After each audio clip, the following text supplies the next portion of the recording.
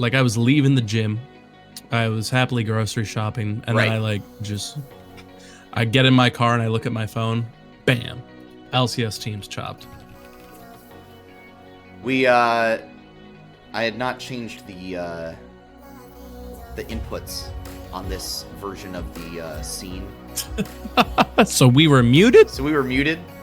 How dare you? I'll roll that one more time. But we'll leave it in the podcast version for you special people. Holy downsizing! This is Flight Check Season 3, Episode 25.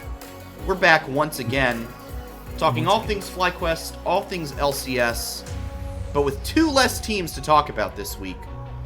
And in the proceeding months from here, my name, as always, is Sandy Toes, and only to my left tonight do I have the man with the strong Thanksgiving side opinions himself, Curly Double Very strong. Q.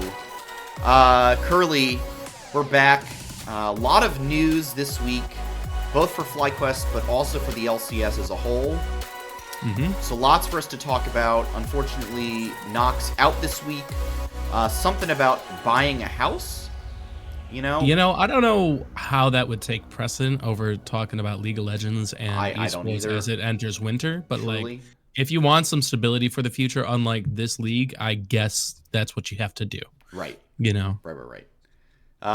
So we've got plenty to discuss. We're gonna crack open a cold one. Ooh, that was loud. I've got my water. And we've got several things to discuss. Let's start with Worlds Finals. Ended this past weekend. Last week, I believe, I made my choice live and said T1 was going to I believe be you did. The team, and I believe you were on board with me on this one, weren't you? Oh yeah, I locked it in like before the show and everything. Like I knew T1 was gonna win. Hell, back when they beat LNG, I knew they were gonna win Worlds. Right.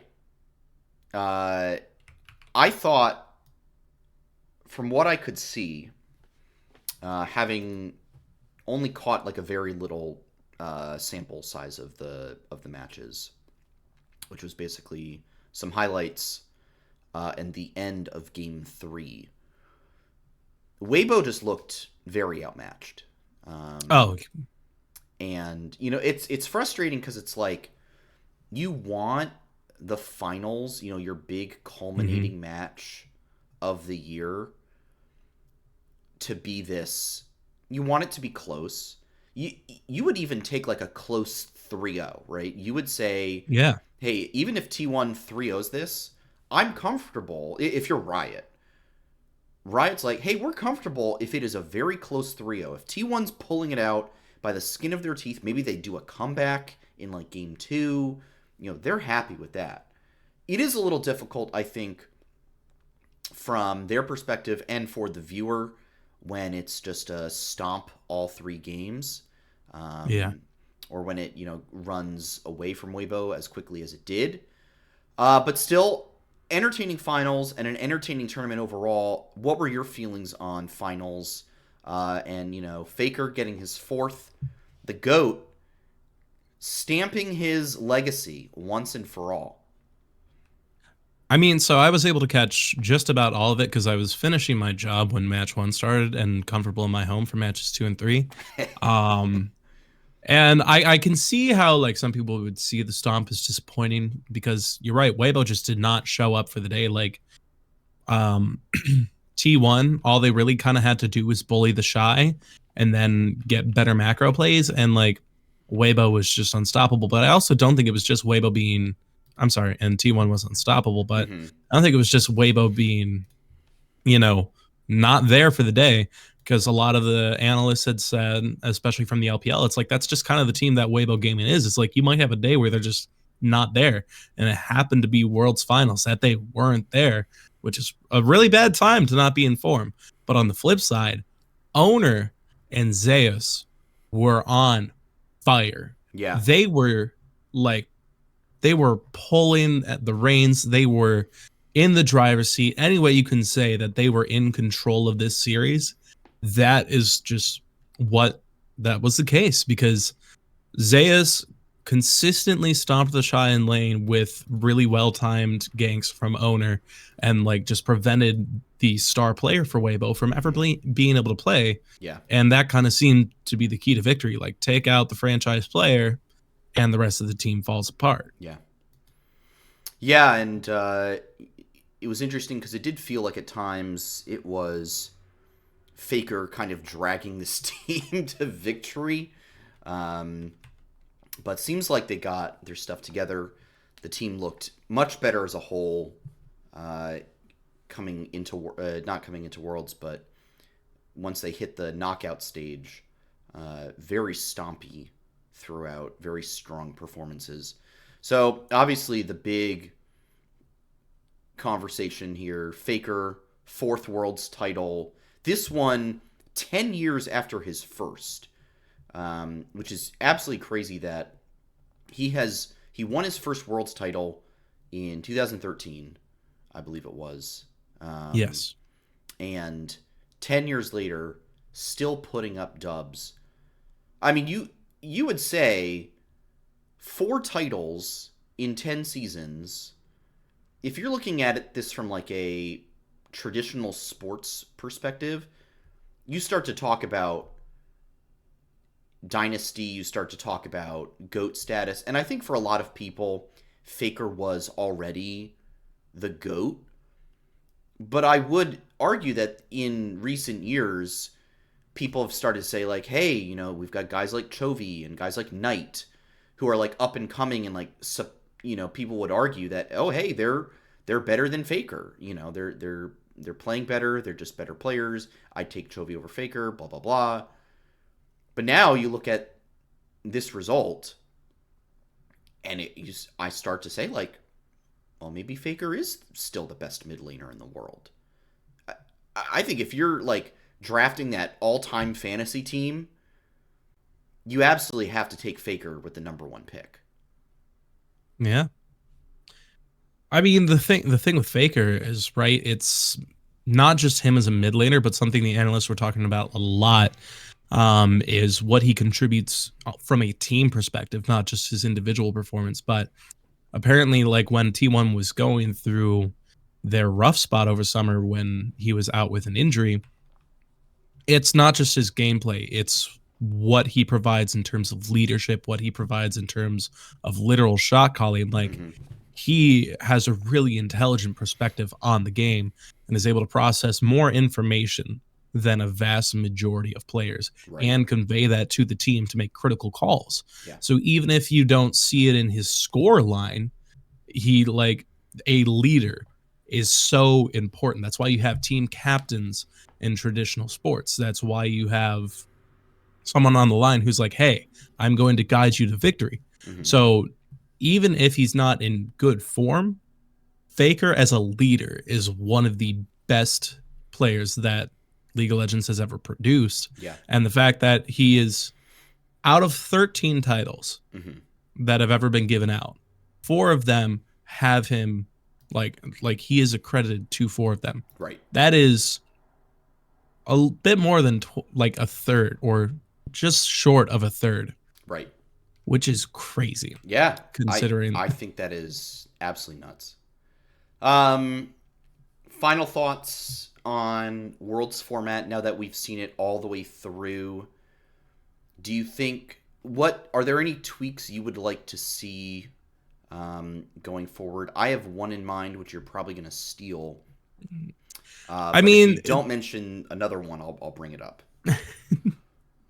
Everyone, obviously, we talked about last week, at least the kind of, you can't have team kills in the first 2 rounds of the Swiss stage. Yeah. That's like, I think everyone agrees on that. And if they don't incorporate that next year, that'd just be kind of weird to me. Right. Because the vast majority, if your entire fan base, your viewership, the people that want to keep watching this are saying, please do this thing, you might as well just do it, you know? Right. Yeah. You might as well go for it.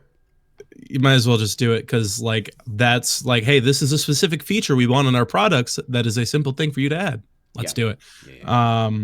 I'd say the other thing is I'm coin flip on double elimination. Because if we had double elimination, That was we'd my need other to set topic. aside we'd need to set aside a lot of time for the tournament, so that like that could be good, that could be bad. It really kind of depends on what direction the league wants to go next year. Yeah. How do you feel double elim if maybe those double elim matches are if maybe the quarterfinals like those first four quarters matches are best of threes, and the very first elimination matches are best of threes, and then like semifinals and everything onward is best of five. Because I feel like if you did that, you could squeeze like two quarterfinal matches in on a day. So you could do like A and B quarterfinals, then C and D quarterfinals, and then you have your third day would be your first elimination set. Yeah. And then you then you can run best of fives the way through. Yeah. I don't think you maybe like gain one extra production day. Yeah. And I think it would scratch some of that double elim itch that people are looking for. I personally wouldn't like that, because to me, knockouts at Worlds should always be best of five. That's just fair. That, like, this is the knockout game. Well, but you say that, and then, in Swiss stage, people were getting knocked out in best of threes. That's true. That's true. But that's more of kind of a filtering than a knockout. But like, the point stands. I see what you're getting at there. I think. I mean, I see where you're coming from. Where, like, once you make a solid bracket, this is. It should always be best of five. Sure. Yeah. Sure. This is the final leg of the tournament. Right. We want as much quality gameplay, as much chance as we can have. Yeah. No, I agree. I think it would be difficult to.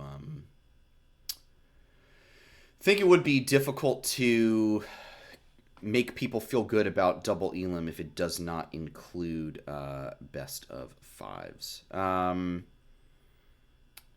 gonna be a little off the cuff here, because Red Beginning in Twitch chat just said something about the community note. Good old community notes. We will. All right, so we'll cover this eventually, because we're gonna get to the LCS downsizing down the road. First off, though, the big FlyQuest news of the week, I think we've sufficiently tackled. Worlds, Adios Worlds. I believe they announced that it's going to be in the UK next year, or at least finals will be. Is it the whole tournament? Finals is...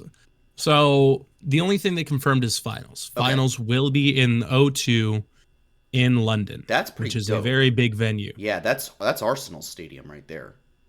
Yeah. So I could see them very easily, doing a pan-Europe setup. That's kind of what I expect, because I've heard rumors that like they do semis, like Swiss stage in the LEC studio, probably. Yeah. No, they might not. No, that would just be play-ins. That would only be. Yeah, no, they would do play-ins. Yeah, they would do play-ins in the LEC studio, and then probably like somewhere in like Sweden, Norway, Finland. I think I've heard that Paris is where semis is going to be. I'm not positive is always about in the mix for the conversation, just because that fan base. French fans are crazy. Definitely exciting. My wife and I were starting to plan the potentially some international trips. Might have to. Oh wow! Well, we just randomly ended up in the UK at the same time as World's Finals. Whoa! Crazy how that happened. That's insane. We might have to throw that one in. Well, that'll be exciting. And you know what is actually the most exciting part of that news to me? Watchable times. Oh my gosh! Yes. Not games happening starting at 3 a.m. Absolutely godforsaken time slot for East Coast viewers such as myself. So that's pretty good. If anything, you could like watch it on your lunch break. Oh yeah, I mean you could do all sorts of things. All right, and that's Worlds. Worlds has come to a close, and with that we turn our full attention to the off season. The big news of the week, dropping a day or two after our show last week. The rumor unconfirmed as of yet, the rumor that Jensen has signed or will be doing a verbal agreement, yada yada, with FlyQuest to be the new mid laner. FlyQuest relevant news, obviously, so we will cover this in full. The rumored roster as it stands now: Bwipo in the top lane, Inspired jungle, Jensen mid, and then the young gun duo in the bot lane of Masu and Busio. My initial reaction, obviously, was it's a damn shame that Nox is not on the show tonight. Honestly, because getting his take on Jensen, we all know and love Nox's takes on Jensen as a mid laner. My initial reaction was, I'll be honest, skepticism. This does not feel like the move you make if you are really looking to make a mark at Worlds. And or if you are looking to develop talent and make a long-term investment into the scene. Jensen is a known quantity. You already kind of have other known quantities in Bwipo and Inspired. And I think I would have preferred, and, there's a lot that remains to be seen. It's going to be 2 months until the new season, which is crazy to think about that we're only 2 months away from a new LCS season. But I think I would have preferred seeing a younger, more prospect-oriented development situation in the mid lane. I think we had options like Spirex, that we let go to Maryville. Obviously, with the Golden Guardians and Evil Geniuses news from today, there's some players from there that have kind of disappeared from the scene a little bit, that I'm sure would like to make a splash back in. E.g., obviously the rumor had been that they were going to go practically $0 with their budget. So I mean, hey, if you can swing no LCS team is free. Look, if you want to pay your players in McDonald's, McDoubles, and fries, not sponsored, then by all means be my guest. But I don't think you're going to get the kind of talent that you're looking for. But Jensen does not feel like a long-term solution to me. No. If that is confirmed true, unless I see like a very impressive performance in spring, I would not expect it to fit more than a split personally. But that's just me, being a Debbie Downer about Jensen like I am with Nox, because right. It's so weird. Every time I've believed in him, he's flopped, and every time I say I don't like him, he does really well. So like, if he is on the team, I'm gonna need to be like, hey man, I need to keep talking shit on you. Right. Like, if you ever catch an episode, I promise you, it's just so you keep doing well. Right. Because that's what happens with you. Exactly. But if on the flip side, to try and be all copium, because I like being the positive guy. I like doing this. I've even DM'd my favorite German LCS fan to be like, hey, if this gets confirmed, I need you to brainwash me into loving Jensen so I can stay positive on the show. Yeah. But if we look at his highlights, if we look at his accolades, what he's done, he has won LCS 3 times. Yeah. 2 of these wins have sent him to Worlds, which people have, you've seen mixed performances of him at Worlds, but he's gone, farther than some NA talents. Right. He's been first LCS All-Pro 4 times. Granted, the last one was in 2019, but that's still something he's done. And, he's had 1,000 career kills, which I think is a testament to how, he's been in the league long, and he's been at least doing something. Yeah. And yeah, so he's had, some high highs, and he's achieved it. And even winning summer last year after a huge drought, maybe with the right parts around him, he can achieve that again. And I'd say we're putting some really good parts around him. Yeah. Yeah, it's difficult because it's not like this is a signing where you're looking at it and you're saying, "Wow, we signed the 10th best mid laner in NA." He is serviceable, I think is the word that I would use to describe him. Fair word. And maybe to some extent, it's because it's not a flashy, exciting signing that people are so down on this. But from what I saw this week, the general community sentiment from folks in and around the scene was largely negative about the signing. Peter Dunn, I know, was in some discords exclaiming how he can't believe that this was the move that we made, that he thought it was stupid. That's a direct word that he used. And people that I think the community would respect are saying these things, right? And so that is something that concerns me, that this is not like Peter Dunn and other people are looking at this and going like, oh, okay, yeah, that's fine, no big deal. But they're actively like walking out there and being like, what the hell was that? They're actively noting that this is a weird signing for us to move. I think the thing around it is because everything else is leading up to be very interesting, like really unique new talent with Masu and Busio in the bot lane. Yeah. Pulling Bwipo back into pro play and then getting that, the free import spot by having Inspired, now an NA resident, like, everything here is interesting, building up potential hype, and then Jensen is just mid. Yeah. It's like, it's not bad, like you said earlier, it's just mid. So it's like you have all this intrigue, all this momentum, and that's what happens. Yeah. And I think the other thing that it could potentially be is maybe this was a scramble after, the JoJo thing fell through, after C9 poached him. No, I think you're right on the money there.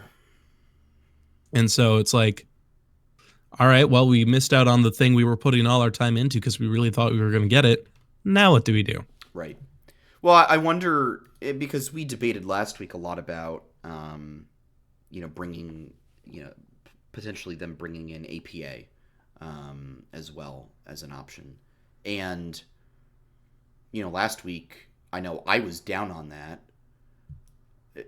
But looking back at it now, I start to wonder, man, I think I'd be more excited if it was APA. I still don't think I'd be very excited, but I would be like less negative about it.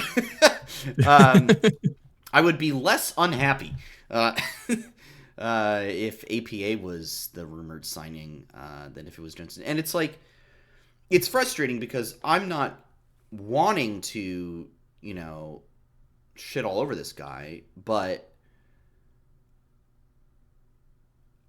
it's difficult for me to be excited about this move. As a fan, it feels. I think for me, it feels like how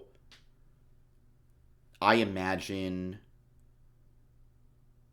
it was for 100 Thieves fans when they signed Double Lift, where it's like, okay, cool, but it's like, it's like, that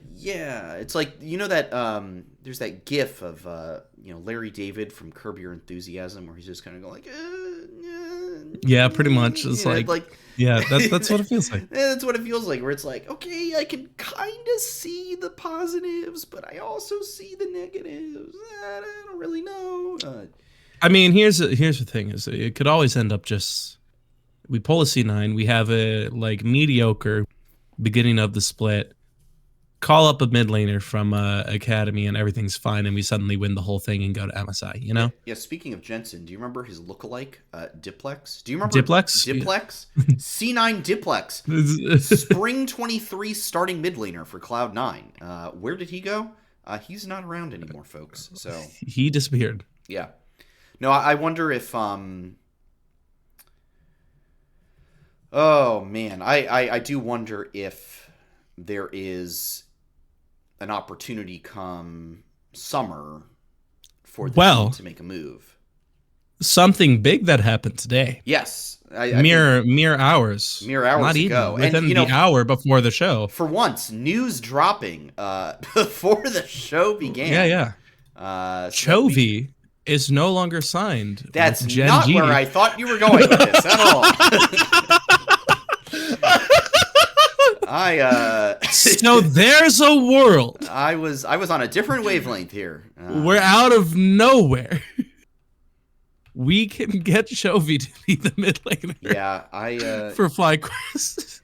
This is like the I'll put that in the 5%. Sure. This is the umpteenth time you have say, but consider Chovy. Chovy the free agent. He could come to FlyQuest. I don't think we could pay him enough. I don't know if I ever said that, but you've said it. You have said it in the past. I think I said it last year when I didn't know who Vigla was. You definitely brought it up last year when Chovy was a free agent again. Interestingly enough, this is probably not relevant to us at all, but D Plus a little bit ago just announced Canyon, Deft, and Kana are all free agents as well. So my boy Deft on the move once again. Maybe it's time for the great DRX return and make the run back. Interesting, Canyon moving on from D+. That'll be very interesting to see where he ends up. A lot of big free agent names in the LCK. There's going to be some big roster shuffles over there. Well, I mean, Gen G is going to be very new because the only player they're holding on to is Pace. Yeah. Well, speaking of very interesting LCK roster moves, Reckless moving to T1's their challenger team. T1 so, challenger as a support. I had to parse through how the system works over there. So they have T1, like the main team. Academy, then Challenger. No. They have Challenger League, and then they have like their Academy series under that. So like their Academy series is going to be like 14, 15, 16-year-olds. And then your Challenger League is going to be your 17 and 18-year-olds, right? Here's Reckless coming in as a support. You know, no Korean, I'm sure. Probably speaks like probably knows like how to say hello, and that's it. I don't know, man. Like, he's been playing in the league for a long time, and when a lot of your scrim partners are Korean, you might like pick up some more. You might at least like the game. You might be able to figure out how to make game calls. You might pick some up, but you know, that's gonna be fascinating to watch. Instant boost to LCKCL viewership. I'll tell you what, that's a LCKCL this year sponsored by Duolingo. Yeah. Well, it's interesting to see now a couple non-Korean players within the T1 system. You've got Reckless over there, and then and Griffin as well. Griffin down in the Academy League as well. So I'll be interested to follow both of those storylines for sure. Reckless really, I know he's looking for some kind of redemption arc, so maybe he will find it over in LCK. All right, final thoughts on Jensen before we kind of look at some of the other important news around the league. Well, I guess the smooth transition I can do here is because I think I've said all I had to say about Jensen. Yeah. But what's surprising is his org that he is leaving is staying in the LCS. Right. Unlike an org that I expected to stay in the LCS. I think. So let's talk about the LCS downside. Yeah, let's hit it. There had been some rumors floating around. Veteran made a pre-post. He talked about it yesterday, I believe it was. No, it was like 3 days ago. Was it 3 days? Was it that long ago? It was. It It was was like like the day before finals or something. it was like Saturday, maybe. I think. Yeah. And yeah, because the decision was formally made today. Um, so as of today, and I'm trying to make sure I say this correctly. From what I understand, Riot had to offer all 10 teams Yes. this buyout, not buyout, that's the wrong term. They had to offer all 10 teams this opportunity to leave. And I'm assuming this is because they, and I guess owners, as a group, looking at the league, trying to figure out a path forward for sustainability, felt that this was the best way to do so. And we'll get into the arguments, I'm sure, but so the fact of the matter is, they couldn't just offer one team this, or both two teams. All 10 teams were offered this opportunity to walk away. Only 2 took it. So in my mind, theoretically, you could have had half the league walk out and say, we're done. We're out of here. That'd be insane. It would be insane. Now, I think at that point, Riot would probably go find like 3 new partners, do whatever they have to do to keep it an 8-team league. But seems like they were fortunate, and only Golden Guardians and Evil Geniuses walked away. So let's tackle EG first. I mean, there has been a ton of churn over at that company, big layoffs, lots of problems in the C-suite. And we basically knew that coming into free agency, they were going to be back to the budget roster, but probably even more budget than they were in summer. But this is an org that's been very troubled. And I saw an article a couple hours ago saying that they are basically looking to leave esports entirely, which is crazy. So they'd be leaving their Valorant team high and dry. Great opportunity for FlyQuest to get into the tier 1 Valo scene, by the way. And it's unfortunate. It's like, it's difficult because I don't think a lot of people are sad to see EG go. Unless you're a fan of that org, I think a lot of folks are saying, goodbye, no thanks, we don't need you here anymore. How do you feel about EG's, and I mean, talk to me about like just kind of their overall demise as an org. Yeah. So for Evil Geniuses, it's a wild thing to watch because they are one of the oldest organizations in esports as a whole. Like I looked at it before. I never realized until like 2 years ago that they've been in an org since the 90s. Like they did StarCraft. They like sponsored players for that. I'm pretty sure Azale was an EG player when he won his world championship. I could be wrong on that, but so someone fact check it. But like they have history. And then they were kind of mid in the LCS for a minute, but then they had a big resurgence with the Danny JoJo roster. Like they came back. They did what I would consider a small rebrand because they had already changed the logo a bit, but they had fine-tuned like their branding. Everything was a lot better. The Live Evil, all this stuff. And it seemed like everything was going great for them. Right. And then suddenly Danny leaves. Yeah. And then suddenly we get the Arsh article and everything surrounding that, and just like find out that the C-suite and other like leadership are kind of scummy, kind of making bad calls. Like they started out good, but like in this pursuit of greatness, we're kind of throwing their like morals to the wind and all that. And then as that gets out, you see fan appreciation for the org go down. But then you have the saving grace of like, hey, at least we've got Potter and the Valorant team working the last year or two to like really bring things up in that end. But then all of a sudden, because of all this backlash, they're still mismanaging money. They're downsizing again. They like, it's just crazy how they went from spending this much in the LCS and like on the rise to crashing and burning. Yeah. And now the pull out of esports as a whole isn't a verbatim like accurate thing. It's not like they're going to shut down. The plan is to try and liquidate as many assets. I think their VC or whoever like controls them as a company is trying to get the money back that they can and dissolve EG as an organization by selling off their parts. Right. And so when you say that's an opportunity for Fly to get into T1, that is like actually 100% true. Like if we have the money, if the Viola group like says, hey, FlyQuest, go spend that check, get us into tier 1 Valorant, we could straight up buy the Valorant staff and team and likely make a good contract on that, you know? Yeah. And so it's just astounding to watch how a like small group of people making bad decisions have tanked such a storied organization. Yeah.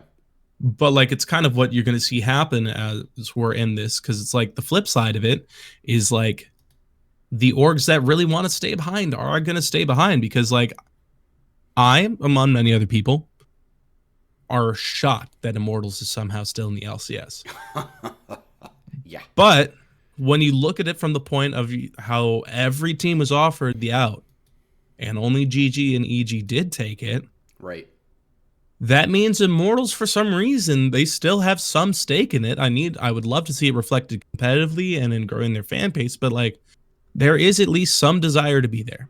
Yeah.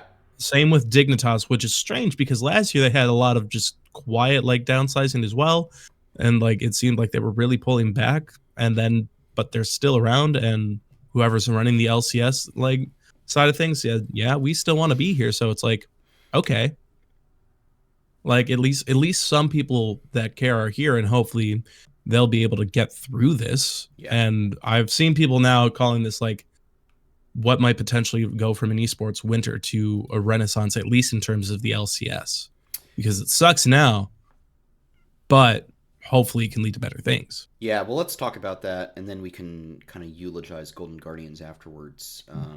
I think the first thing that comes to mind with this move down to 8 teams is, theoretically, that's 10 players that filter kind of back into the free agent pool. So yes, theoretically, teams should be able to, now it's, probably not going to happen this offseason because a lot of verbal agreements have been made already. I believe free agency opened today, and that's why they made this announcement. So it's either happening today or happening tomorrow. It's happening it's at least this week is the opening of free agency. Now, the way the system works is that teams and players make all these verbal agreements beforehand that, hey, on the day of free agency, you're going to sign a contract with us. And, players agree. And that's why we have all the Pokemon on X leaking, all these moves well before offseason actually begins. So I'm looking at, between spring and summer next year and definitely next offseason, theoretically, 10 more players in the free agent pool. These 8 teams should all be able to put together, more competitive rosters, right? Rosters that, no longer, in my opinion, should we be having, absolute bottom dweller rosters. Like let's say we go down, so everyone's going to play, I mean, who knows, maybe they do it like a triple round robin now because, there's 2 less teams. I could see that happening. Yeah. That'd be interesting. I could see that. So let's presume, let's say they really want to, make it budget, whatever, and it's only 14 games. I don't think you're going to have like a 2-12 or a 3-11 kind of team. I think you're going to have a lot of, 5-9, 6-8, 7-7s, and that'll be like your 7th, 8th place.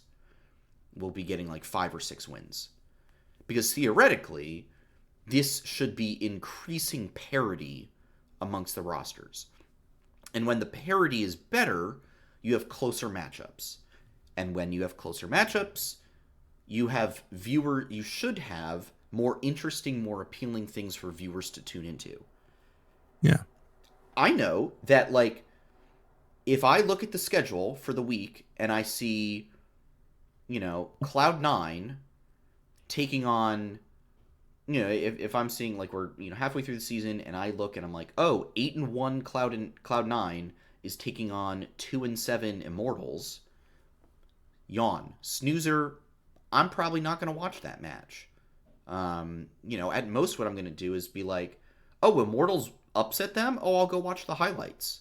But, I don't need to know how Cloud9 smashed Immortals because I know Cloud9's just better. But if Immortals is suddenly, like, now the record is like, oh, Cloud9 is only 7-2 and Immortals is 4-5, and Immortals, like, can actually put up a fight in every match that they're going into, okay, I'm much more interested to see how this goes then. I'm much more interested to tune in, give LCS my view, and find out what's going on that week. At least that's how it should work theoretically. Do you see any flaws in that? Do you think because I'm worried that Riot and the owners are like, magic button, boom, 2 less teams, revitalized LCS. Here we go. Yeah. I mean, it's hard to say because I haven't thought about how this pertains to the actual structure of the season, In which case I think that's something they're also probably like restructuring now because I don't know how in advance you plan an LCS split. Yeah. So, but if they didn't know a month ago that they were going to have 8 teams, they probably do need to figure it out. I could see, for scheduling purposes, I could see a delayed start and just having still a double round robin, only having like 14 games. Yeah. Kind of make like an NFL season, if anything. And so, like, who knows? I feel like at the start I don't like that because I'm like, oh man, less games. Yeah. But also I've struggled to be able to make viewing that anyway, so it's like, all right, well, easier for me to consume everything, easier for me to catch up. Yeah, I mean that is very true. Less I think on the games flip does side, mean less investment time to make sure I'm caught up on everything that's going on. I think on the flip side, this gives the perfect opportunity to maybe do best of 3s. I was just about to bring this up. You read my mind. If not best of 3s, then, potentially looking into best of 2s. Like, okay, so you're cutting the games. So, now and like that broadcast time is given back to you. And the fact of the matter is, broadcasts do better the longer they go. If this was like a 4-hour podcast, then theoretically the viewership would be better over time because more people would see it, click it, and tune in. And then you've got the people who are just leaving it on right now. So I think I completely agree. This is a great opportunity to look into best of 2s, best of 3s. This is probably the best argument that you could make for best of 2s or best of 3s in years. Yeah. Where you literally have less teams, you have less matchups, so theoretically you have more time to dedicate to hosting stage matches. And if you do a double round robin with best of 3s, right? Mathematically, depending on how you do it, like every team could probably get a bye week. Yep. And then it would still take about the same time as like a splitting, like a normal split. Because like, let's think about it, right? Right. Normal split, 2 days, 5 matches each, 5 games each, and you got to do 8 of them with 2 super weeks, right? Right. So that's 18. But if you do 14 and you do the 2 days, you take that off, and then you have the best of 3s, you could have up to 6 games a day. So you have probably do 2 teams. Right. Hell, maybe even make it single round robin at that point. I don't know. Hard to Yeah. say. No, I think there's a I lot can't of math. I started on a good point, and then the math actually got lost on me. I have to sit down and do this not live right. because I started messing up in my head. Yeah, math in public is never easy. I think doing math in public is probably one of the most stress-inducing things that a human being could conceivably do. I Besides, mean, if I besides had, like maybe flying a rocket ship, having to like sit there and be like, +3, carry the 2, and now if then I had a chalkboard where I could lay this all out behind me, it'd right. be way easier. And then you're But like, I'm doing this on the fly. and then, if the 8 teams all collaborate on their content, we could increase viewership by 15.9%. And this is how NA will win Worlds. Right, exactly. Yeah, I think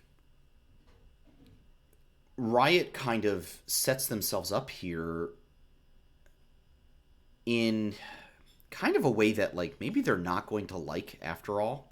Where Yeah. now that they've set this up, you know, they're going to hear even more so from the community. Hey, why not this? Why not that? You have less teams. Yeah. You should have more Yeah. time. Blah blah blah. Yeah. So that'll be interesting to see. I'm curious to see. I'm assuming that the playoff format is going to change. You cannot tell me that in summer they're going to say Every yep, team all makes 8 teams playoff. get in. It's gonna have to go down to 6, right? So, Yeah, it might just be like LEC where it's 6 no matter what. well, okay. Now here's an interesting. Ooh, I just thought about this. What if you go to the LEC format or like a modified version of it? But you know, now you've got 8 teams, and you can just run it. Are you saying like 3 splits LCS? Could do it? I don't know, because I think theoretically I like the LEC format. There's just tweaks that I would want to see. Oh man, I don't know how I would feel about 3 splits of LCS. Well, the problem that you know they would do is they would not do. The only road show they would do would be the Grand finals. the grand Yeah. finals, right? So you Like would at not the have end like of the summer. spring finals, summer finals ever again, which is basically what EU is doing. But look, I think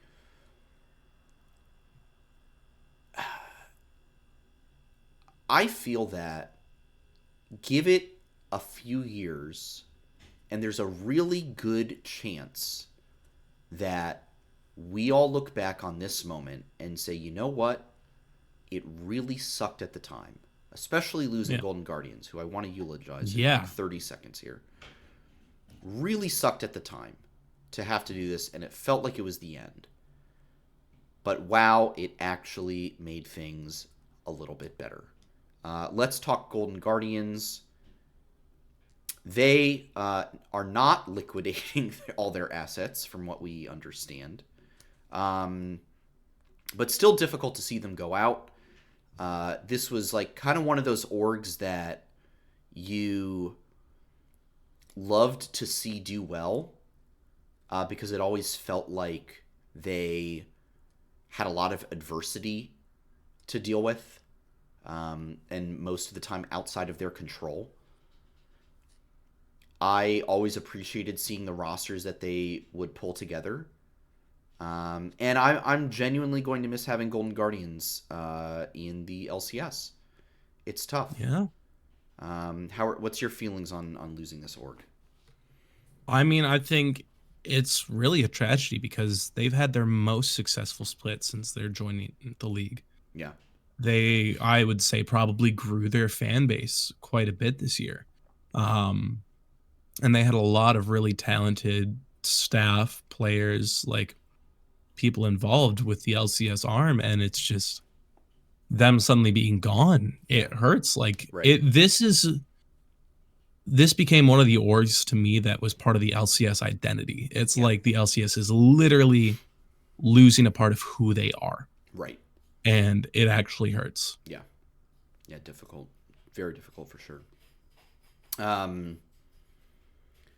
I think, and ultimately my heart goes out to the players, especially the folks who were really looking at like, hey, they had a real opportunity to go to a team.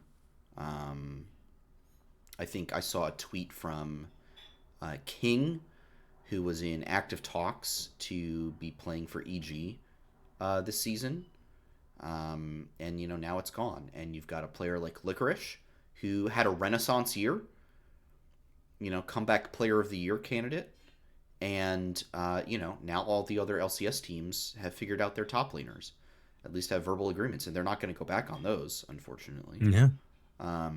Now, you know, again, could I see him or someone like Someday, you know, being brought in, you know, after a disappointing spring split from someone? Absolutely. And, you know, Revenge as well, who had a fantastic year after he was finally free of, you know, the Immortals dumpster. But yeah, I think it's tough for those players. I mean, I don't know. Where do you feel the players, you know, go from here? You know, especially those guys who have gotten kind of shafted now. It's really tough to say because it was much like with the NICL thing. This was very sudden. And so you think, all right, well, there's a world like if they hadn't had the NICL thing happen, there's a world where the teams that are in the league just adopt them to their academy team. So they have them in their ecosystem somehow. Yeah. Or adopt them as potential coaches. Like I could see a world. Stixay has been a positional coach before. I could see him getting, you know, a situation like that. Yeah. Sure. Licorice potentially could also be a positional coach for someone. It's kind of like up in the air. You could do the traditional player to streamer route of like, well, I know I'm good at gameplay. Let's just add a bit of personality to it. Right. You know? Right. Yeah. Do content creation. Like it's kind of all over the place. It's really uncertain. I think in the case of River and Gory, if I remember correctly, they were already removed from the GCD anyway. I'm not positive on that. River had signed with another team, correct? Yeah, so I think River's going elsewhere, and Gory could also potentially return to VCS. Yeah. Or VCS. And so like in those cases, there's a place for them back home, like back from the regions that brought them to the LCS. Right. But for the domestic players, it's just kind of go work at McDonald's. Well, I wonder if, you know, NACL, whatever, you know, format that ends up being in, yeah, I feel like that league's going to be absolutely stacked. Yeah. You're definitely going to have some really good players. Could see a world where Disguised picks up at least someone from I almost can guarantee you Disguised is going to pick up an absolutely studded roster and completely run the NACL. I really foresee that happening. So, tough to lose Golden Guardians. EG is what it is. C'est la vie on that one. Any other thoughts from you on LCS downsizing before we move on to potentially some community thoughts and calls?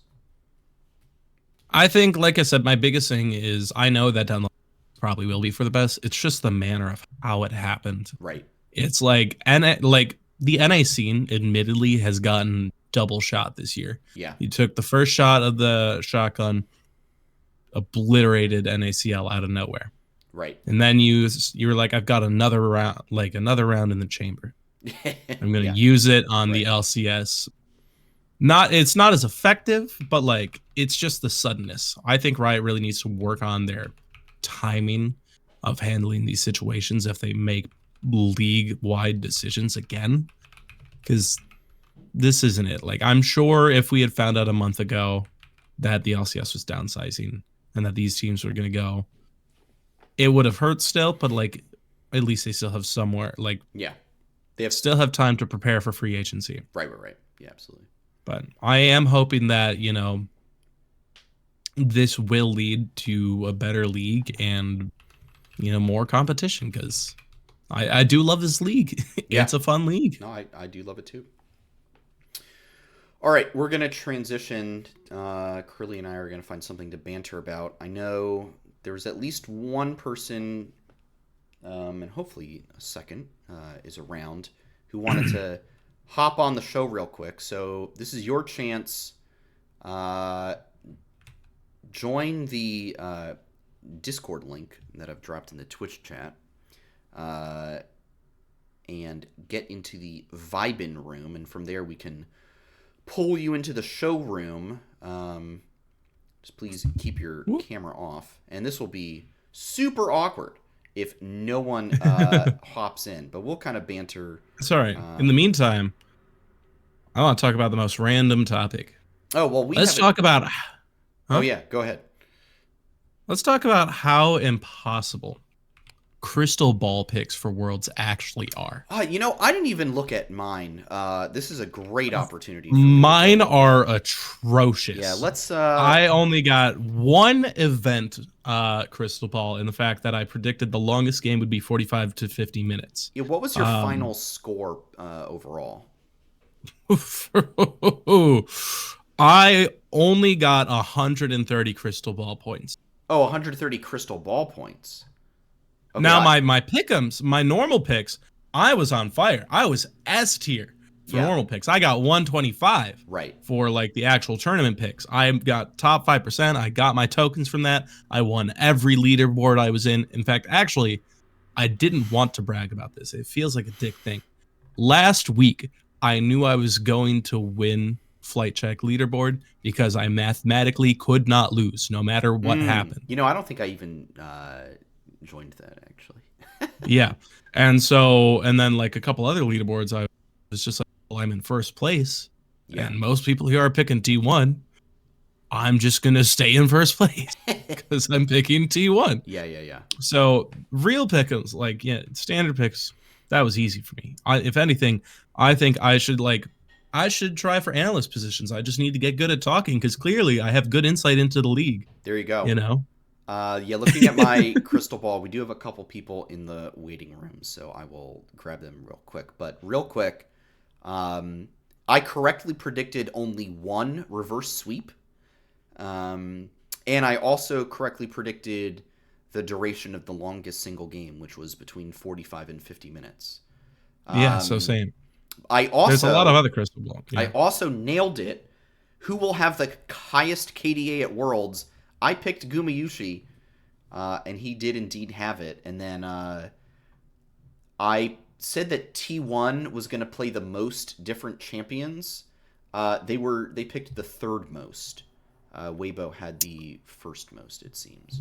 Dude, my team's pick'ems it was rough. Well, I had picked Gen G as my team to win Worlds, and that did. I picked Gen G to win Worlds. Yeah. I said they would win the shortest game. I said PSG would make it farther than like for the wild card regions. I said NRG would have the most parent steals, and I said NRG would play the most different champs. That is tough. Yeah. So. Yeah, I did not pick any NA teams to do anything. No, crystal ball is impossible. No, it's tough. All right. I was worried about Kaisa, though. Kaisa got picked the most. I'm going to bring in one of our friends. I'm going to start with Red, and then Road will bring you on after that. So I'm going to drag you in. Hello, Red. Welcome to Flight Check. Hello, turn Red. your volume up just a little, or I can turn you up too a little bit. Where are you calling in from tonight? Hi guys, long time listener, first time caller. Yeah. So what's the topic of the night? Well, since you're doing crystal ball, just want to know that I was correct on Tristana being most different roles, as well as Yon having the highest win rate because our boys Dokla and Zeus pulling through for me. Yeah. Hell yeah. Love it. I think he might have been played mid 2 by Chovy and won a game, I think. I'm not quite sure. Possibly. I don't remember. But he had exactly 5 games. He went 4-1. Shout out Zeus for that last one. Looking at the played in the most different roles at Worlds, there were 7. It's a billion. 11. Yeah, it's because Rel, yeah. Yeah, you could have picked like 14. It's because it's 2. Yeah, 14 different champs. Yeah. Yeah, because they're all 2s. Yeah. Yeah. I thought Triss top might see play. Yeah. Because, I thought somebody people would have pulled out the Lucian mid. So I went Lucian. So I was horribly wrong because I chose Golden Guardians for so many. Oh, that's tough. And then didn't even make it. I chose Huhi for most different champions because the dude plays everything support, and I chose them for most played champions as a team because well, they did not get the opportunity to do so. Yeah. All right, what's the topic of the night for you? Did you guys go over like the financial incentive for going down from 10 to 8 teams yet? No, talk to us about Not quite. Sure. So like it's pretty simple, and I understand why they did it. So as I'm sure you guys know, in the LCS, the revenue sharing is a big part of how these orgs can even function on an actual level. Without the revenue sharing, we wouldn't actually have LCS. None of these orgs could actually afford to compete in the league. And this isn't specific to esports either. Teams like the Milwaukee Brewers or the Oklahoma City Thunder or the Seattle, any Seattle team really, couldn't function unless those respective leagues had revenue sharing. It's a very important thing for teams who cannot get their own money via a large fan base to have enough money to even exist in a world where you're competing against Disney money Team Liquid or the New York Yankees or the LA Dodgers. Like the Brewers are never going to ever outcompete the Dodgers on payroll, but they can get money from the Dodgers payroll via revenue sharing to at least be able to give players enough money to want to come play for them. Right. Now, this matters for LCS because the revenue sharing was split evenly among all teams, as it is in every sport league.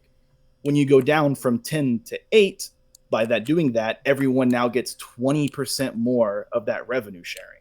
Now, while it is true that 10 jobs were effectively removed, the remaining 40 people are theoretically, but maybe not literally, but let's just say theoretically, going to get paid 20% more due to the increased finances available to teams, or at the very least, teams are able to pay stuff like buyouts or be able to even potentially invest back into challengers with 20% more income from Riot.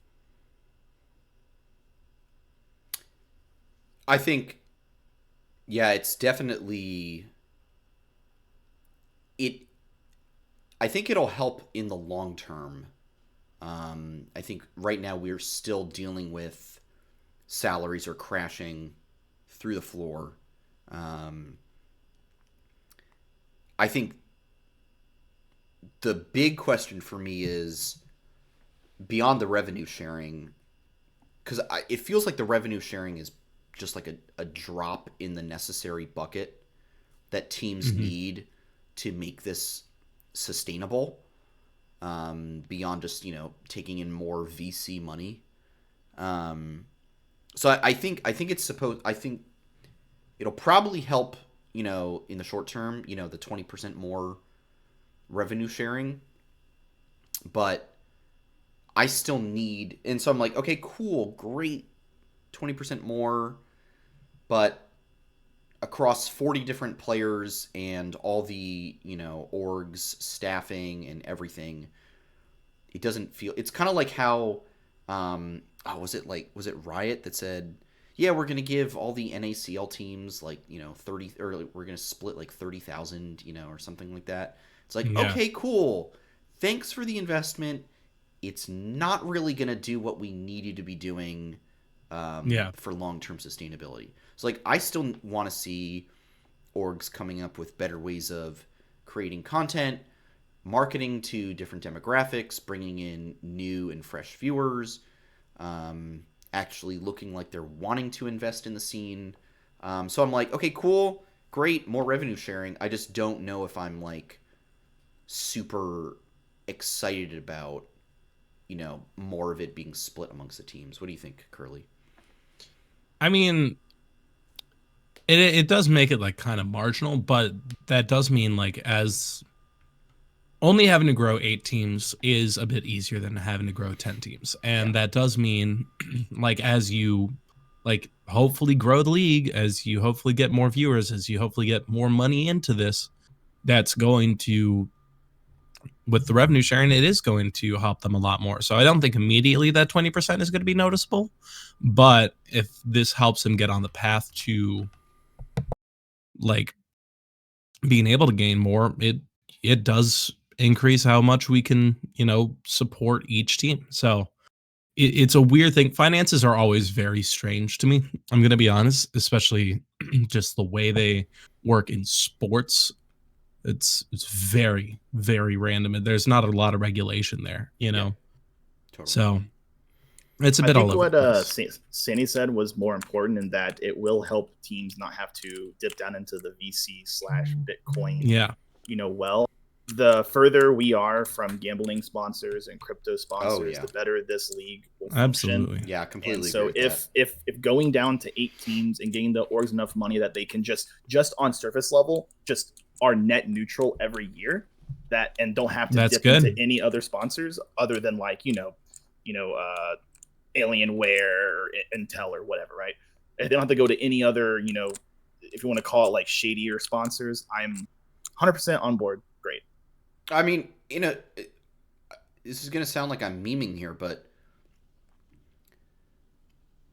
maybe not the gambling and crypto sponsors, but hey, if some real shady, like some shady, like energy drink company wants to sponsor FlyQuest and give them, $3 million to, be front and center on the jersey, I don't know if I would turn that down. It's like, hey, $3 million. I would not want to buy a FlyQuest jersey with Prime on it, bro. Are you kidding me? FlyQuest now sponsored by G Fuel. Actually, hang on. You want to make it topical? FlyQuest now sponsored by Pokemon's healthy cookies or whatever it is. Yeah, let's not get into that one. That's we'll leave that one alone. The last topic I wanted to shill, if you'll allow me, real quick, just the fact that going down from 10 to 8 also inevitably, as everyone's been talking about, and I've been sure you guys are aware from Discord, the biggest proponent for splits or years now is that obviously I'm a huge LLA fan. It's my second league. Sometimes even my primary. I watch more than LCS. For instance, when FlyQuest was going through last summer, I ended up watching LLA more because it was more interesting to me than watching Cloud9 and Golden Guardians do good or whatever. I don't care about those teams. LLA as a league has been functionally unable to financially be existing for 4+ years now.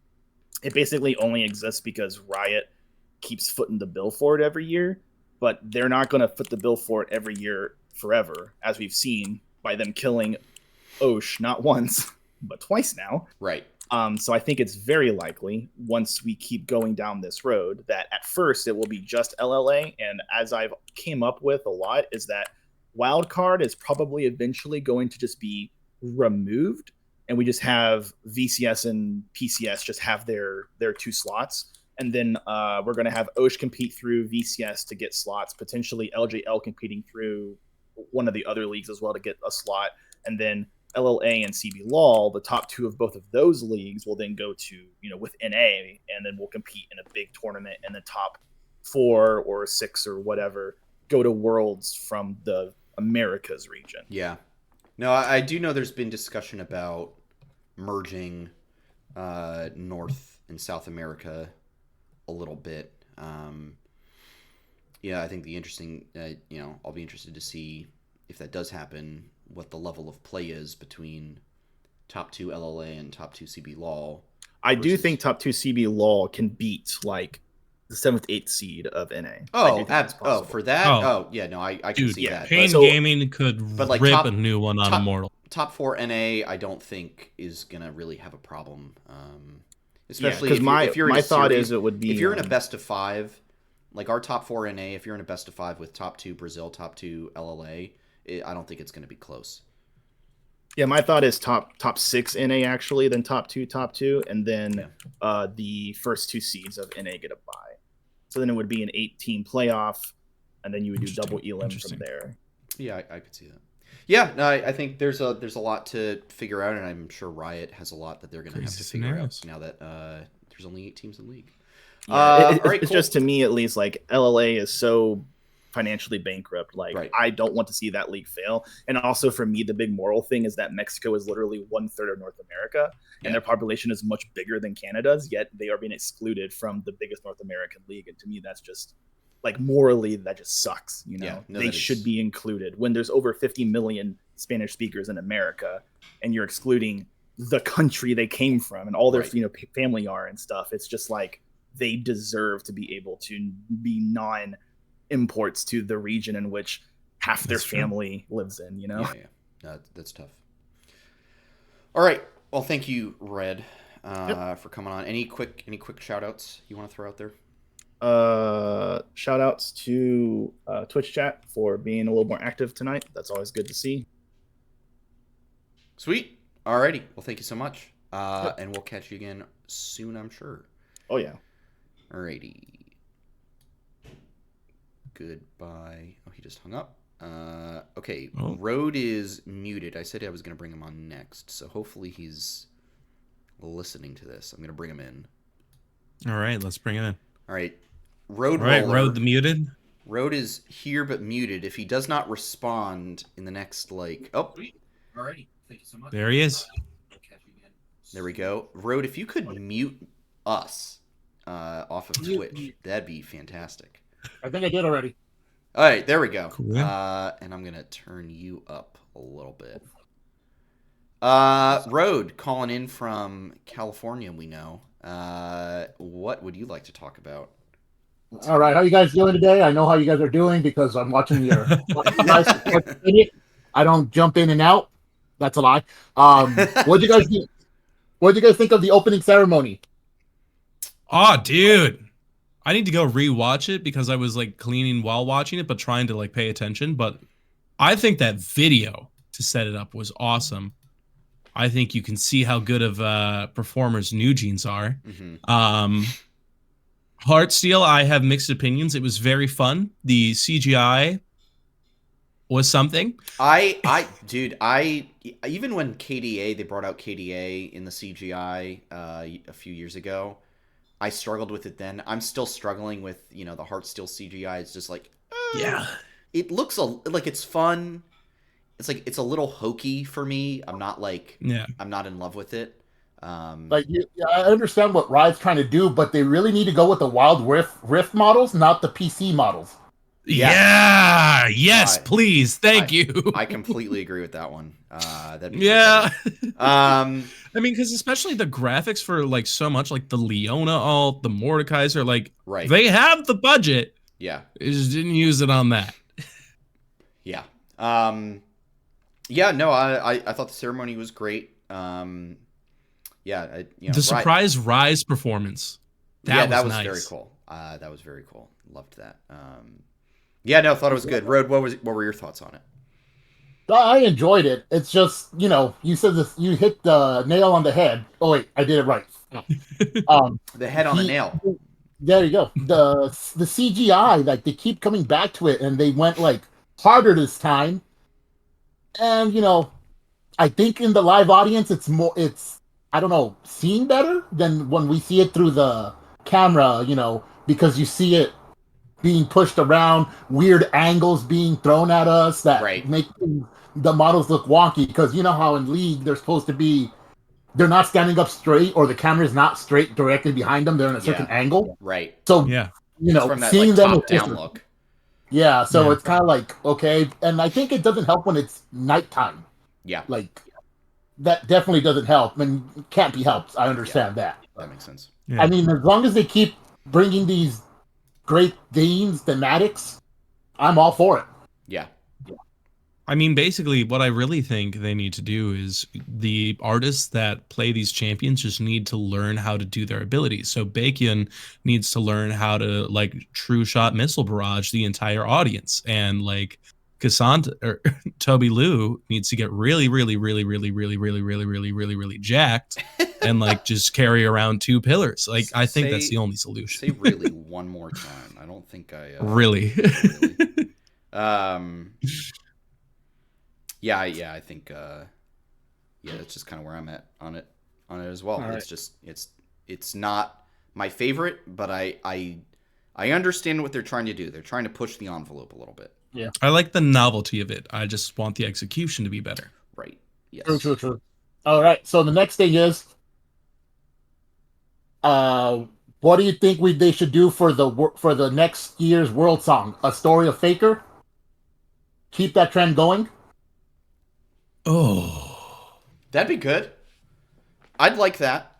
I do feel like we've had several like Faker-ish World Songs already. I'd actually prefer it be a story of this entire T1 roster, because if you think about it, right, this team has been together longer than most. Yeah. Stay together without any parts changing. I think there might have been coaching changes, but like the players themselves, like I distinctly remember 2 years ago when this T1 roster at 21 Worlds was, performing, and people were talking about them being young and how Faker kind of had to wrangle them all in, and you could see the young mistakes. Yeah. You didn't see that this time. So I think I think the story of this specific T1 roster would actually be more interesting than simply Faker. Yeah. No, I like that. I can agree with that one. Yeah, but making the story of Faker will have a lot of like iconic moments to animate or to relive. The Shockwave claims gets them all. Look at the moves. Look at the cleanse. Yeah, look at the the moves. Faker, what was that? And him crying after losing Worlds. Right. And there's so many things they could do with that, but who knows what they're gonna do, because they could just repeat again, and just then you get kind of locked, and we have to make a story video of whoever won Worlds. I just want them to make a song that does not sound like the last 4 songs, or like doesn't take the same kind of like musical like framing and construction, where it's kind of like, ooh, soft opening, they do the chorus in a quieter way, they do the verse again, loud chorus, ooh, quiet soft bridge, big build, big chorus, and then we're done. It's like that is the outline that they have stuck to.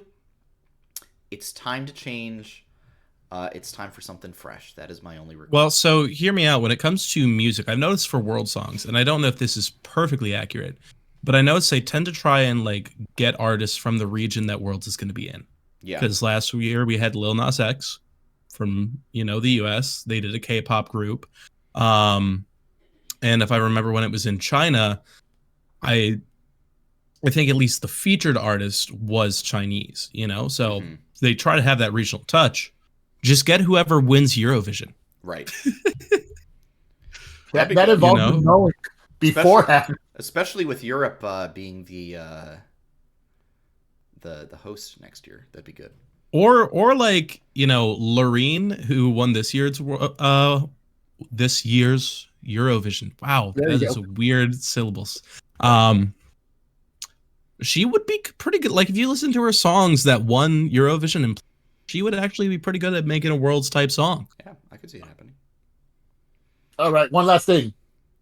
We already saw the upcoming season. What are you guys thinking?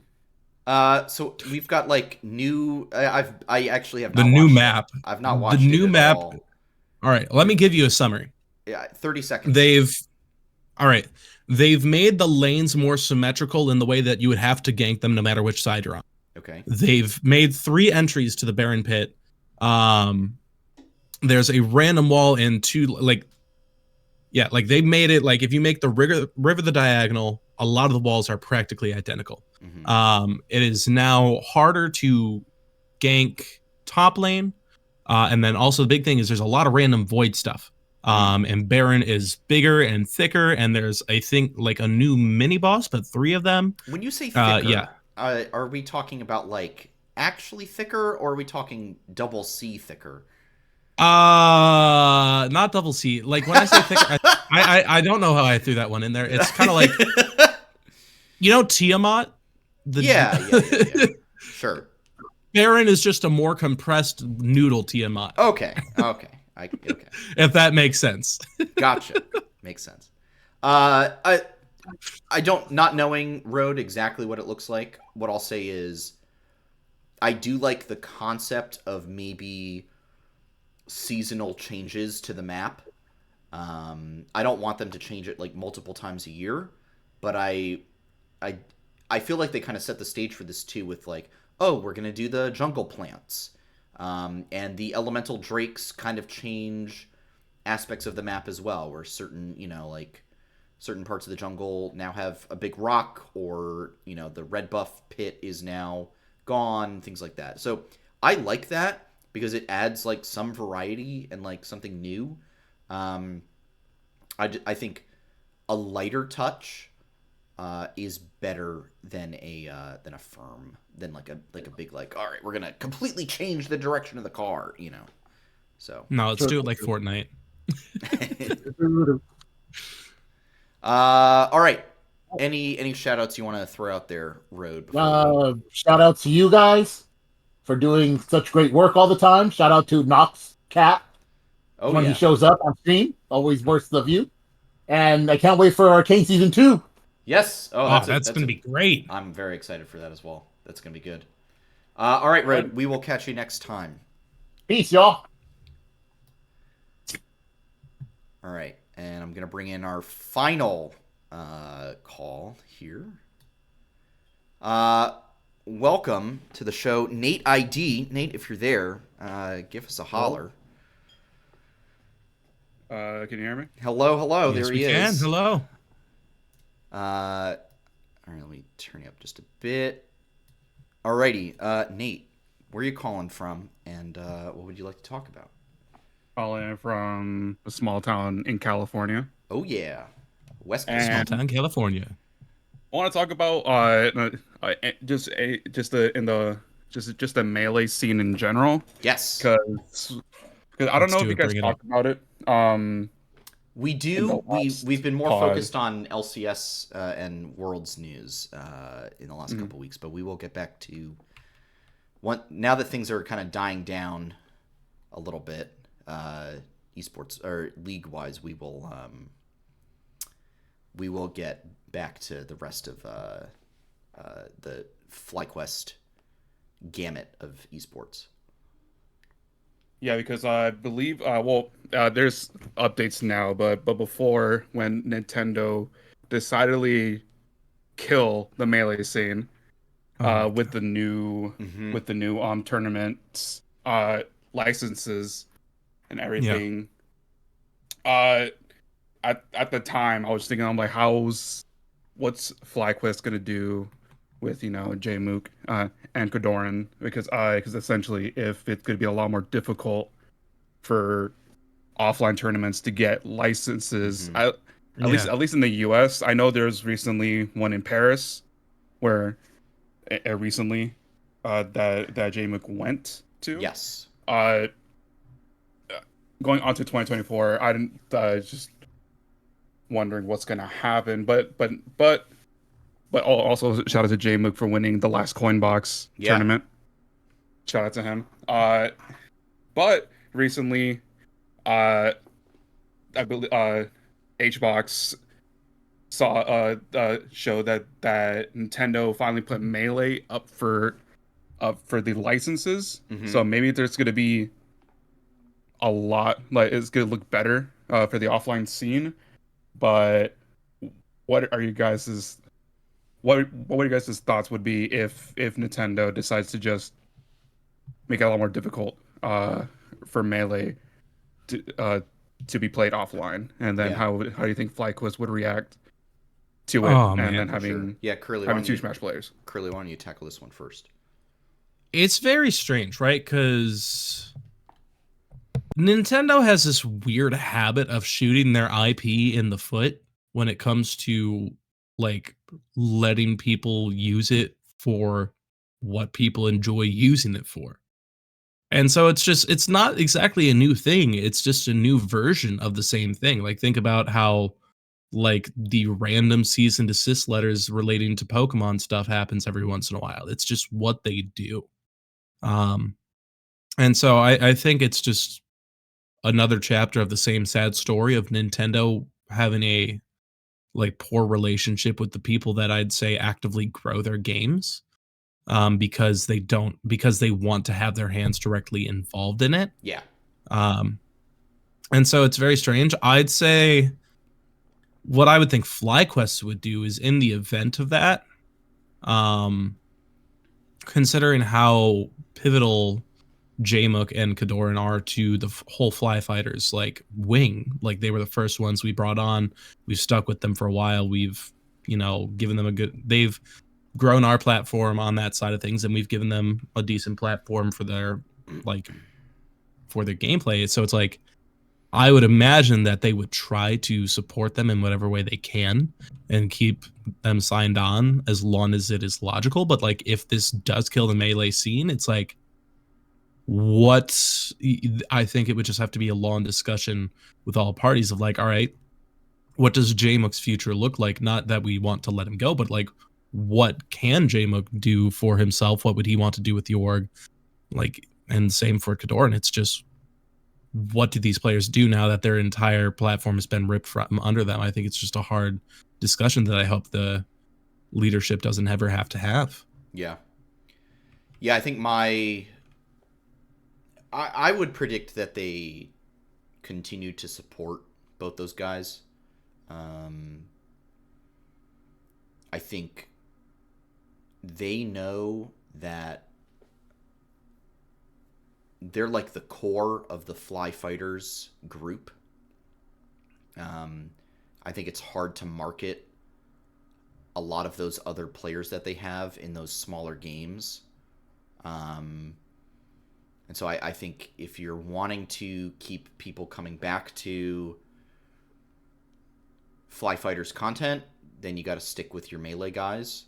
And look, the melee scene, like, yeah, this is obviously a very difficult time. And, I think when Nox is here, I don't know, next week, I guess, I do want to dedicate some time to what's been going on over there.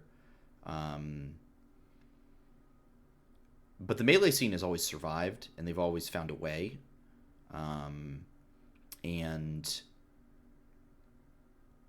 if things are going to look different, but I don't think that things are over.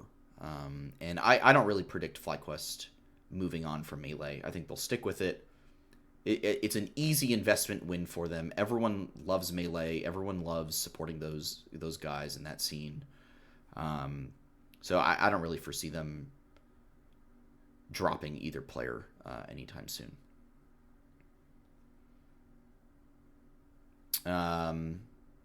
So that's a positive take to end on. Nate, any shout outs or any things you want to say? Shout out to Mark, actually, because little lore. I went to Evo to go play, and I did a little skit at the FlyQuest's booth because coincidentally I wore my 100 Thieves long sleeve, and Mark saw me with it, and then so I don't know if oh man, I feel bad for not remembering his name, but I got a free FlyQuest jersey for the skit. Nice. And it was just me Let's go. Putting on the jersey over the 100 Thieves long sleeve. So nice. That's great. Yeah. So it's out there. I don't know if Mark has it or it's either on one of their phones. So yeah, it's out there. Yeah. I would be blowing up Mark Rubino's Twitter and DMs looking for this. That's funny. Yeah. And he following back on Twitter too, so shout out to him. Hey, there you go. Very Let's nice. go. We love being followed by Fly staff. We do. Alrighty. That's it. Thank you, Nate. We'll talk to you real soon. All right, no problem. Adios. Have a good night. All right. That is the show. I never changed the topic from LCS downsizing, which is hilarious. We've had a lot to talk about. We've had a lot of LCS downsizing to talk about. But that is the show. Quick thank you to Arkham Avalon for the sub tonight. 9 months. Yes. he has been a sub. You could also be a 9-month sub if you so choose. Just slam that subscribe button. And you know what? Even hit the follow button. That also helps us out very, very much. Thank you for everyone for tuning into another great episode of Flight Check. Long one tonight. No more Worlds, no LCS. We are in that dormant period. But we will be turning our attention to all the other FlyQuest teams that are out there and all the players and what they are up to as we begin to scan the roster rumor airwaves and look for literally anything to talk about. I mean, soon it won't be rumors. Soon it'll be actual announcements. Well, they'll do Granted, some we'll have to talk about them the week after because they'll obviously wait till we're done with the show. They'll probably drop them tonight or tomorrow morning. So, that's just how it be. You can catch the show, though, on x.com, formerly known as Twitter. The show is Flight Check Crew, myself, Santos DB, Nox at Noxwar with 2 R's, and Curly at Curly_QQ_. Make sure to hop into the Flight Check Discord as well. All kinds of esports discussion and otherwise taking place there. And if you missed any part of this episode, VOD will be up on YouTube tonight or tomorrow morning. And the audio will be on Spotify tomorrow as well. If you are watching or listening to either of those and would like to catch the show live, we do broadcast the episode usually every Monday night, usually at 8 p.m. Eastern Time, right here at twitch.tv/FlightCheckCrew. Curly, any final notes or shout-outs, plugs before we wrap up the evening? I'd say final notes are with this esports winter and the LCS restructuring, it's just, sad as it is. But as I said earlier, I hope we get through this because I do love the LCS. I love this league. I love this game. And I know there are a lot of other people out there like me. And so I hope that we're able to get through this together and that in 2 years from now, we're talking about the increased success of the LCS because of it. Or 4 years, however long it takes, we'll get through it. Yeah. In terms of shout outs, though, this is an ad. It's not a paid ad. It's an ad. Shout out Planet Fitness because I decided I really wanted to just start working out again and all that stuff. And Planet Fitness is the most convenient way if you ever want to get into like physical health and like, being active, because 5 days a week they're open 24 hours and they're always running deals to have an affordable gym membership because it's $10 a month if you want to do it yourself, $25 a month if you want the black card. It's just really, really good. So shout out Planet Fitness. It's been my best friend this last week and hopefully will continue to be my best friend. Oh yeah. Nice. My shout out, I don't really have one. My shout out is going to go to my wife, who has patiently been waiting for the show to be over so that we can hang out and watch Great British Baking Show because we are several weeks behind and the finale is only a couple weeks away, so got to catch up. I think I'm going to go see the new Hunger Games movie. Ooh, very nice. After this. That is awesome. Yeah, right? That's a good choice as well. That is all we have for you tonight. We will be back next week to discuss more roster rumors and Melee, Fly Fighters, Fly Red. So I've got a lot of things to catch up on for myself. So what I'll say then is, for now, please stay safe out there. Enjoy your Thanksgiving. Don't forget to hit the head on the nail. And we'll see you all very, very soon. Adios, everybody. For Noxwar, have a good one, guys. And then for myself, peace, y'all.